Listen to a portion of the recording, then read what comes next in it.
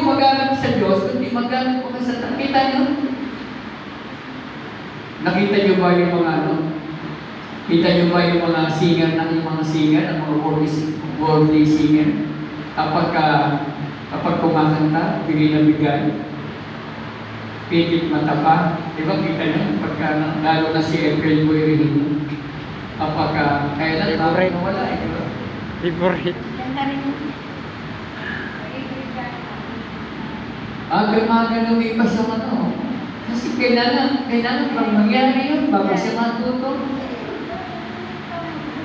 Wala na. So, kita niyo sumikat yung kanyang kanta na sabi niya, di ba nakagano siya?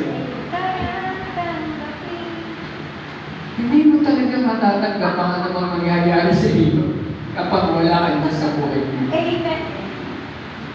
Totoo yun. Hindi mo talaga sabi niya, bakit ka pupunta sa simbahan?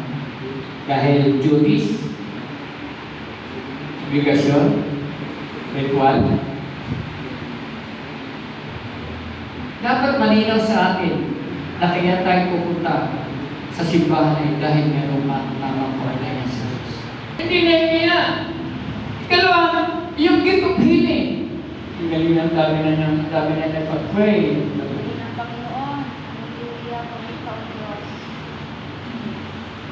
Yung gift of tumatayo as a counselor o advisor. Yes. So, maaaring madagdagan pa ang mga kakayanan ito kaya tayo narito ngayon, yung mga kabataan, pinalalabas natin yung kanilang talento para sa sabi doon, yung mga ayaw makinig, yung ayaw sumunod sa Diyos, ang sabi doon, malinaw na sinasabi ng Bible, itatahong ka doon. Nakita niya sa Mateo chapter 25, yung salas na pinasa ko, itatahong ka doon, sabi niya, tama. Di ba sinabi doon sa alipin? Tamad na alipin. Sana diniposito mo ang aking pera para kumita. Sabi niya, dahil tamad ka at hindi mo ginamit, alam niyo yung katumbas na hindi natin magpapagamit sa Panginoon. Ibig sabihin, kaya mo pala hindi pinapagamit yung talento, wala ka palang tamang relasyon sa Diyos.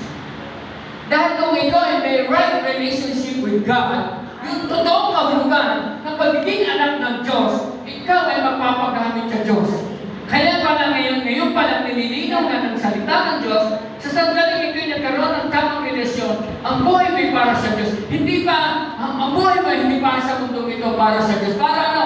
Gamitin mo ang buhay mo para sa Kanya. Amen. Bakit siya'y natakot? Natakot eh. Bakit nga siya'y natakot? Alam niyo bakit siya natakot? Takot kay Jezebel. Ang dami natatakot gamitin. Bakit yung iba hindi natatakot? Siya ay tamad. Ayan. Yan. Bakit? Di ba ang Bible na sumagot dahil siya ay? Tamad.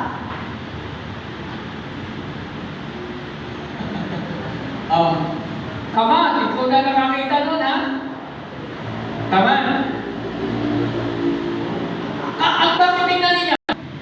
At lalong magkakaroon, ngunit ang wala, kahit ang kakunting na sa kanya ay kukunin pa. Pambira. Ibig sabihin, yung meron ka na ginamit mo sa Panginoon ay dadagdagan pa ng Panginoon. Siya mismo ang magdadagdag, hindi si pastor. Si Jesus Christ mismo, ulitin ko po ha, sapagkat ang mayroon ay bibigyan pa. Ibig sabihin, madadagdagan pa yung meron ka na talento, na kakayanan mo, na gift na binigay sa iyo, ginamit mo sa Diyos, bibigyan ka niya. Alin ang Lord? Ako po'y ulitin ko, ako po'y naniniwala na marami na kayo narinig na salita ng Diyos. Pero doon sa inyong narinig na salita ng Diyos, alina ang magpapagano? Alina ang ikaw ang ikaw. Tandaan natin, naharap tayo sa Panginoon. Susulit tayo. Huwag po natin ipagwalang bahala ang mga pakikinig na katulad nito. Aharap tayo sa uutos sa atin, hello? Okay lang ba ano? Ibig sabihin, yung pala gumaganap ng tungkulin ito, yung siyang sa Diyos, lahat ng utos ng Diyos ay gagawin mo. Okay lang kayo doon? Yes. 1 John chapter 2. Unang humaan. Para makita ho natin maigi. Ang pangalan ni Jesus Christ, ikaw ay confident na sinasabi, binabanggit ang pangalan ni Jesus Christ dahil mo may merong right relationship, merong ang intimate relationship with God. Tingnan niyo po yan, 1 John chapter 2 verse 3. Ay ito, tingnan niyo maigi. So kaya natin pinag-aaralan nito. Okay, tingnan.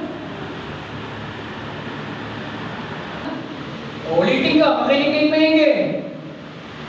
Nakakatiyak tayong nakikilala natin ang Diyos kung sinusunod natin ang Kanya. Ito pala yung nagpapakilala sa atin. Inihahalap ng ating mga sarili, ng ating mga buhay, na sinusunod natin ang salita ng Diyos. Malinaw po yung sinabi niya, nakakatiyak tayo nakikilala natin ang Diyos kung sinusunod ang Kanyang mga utos.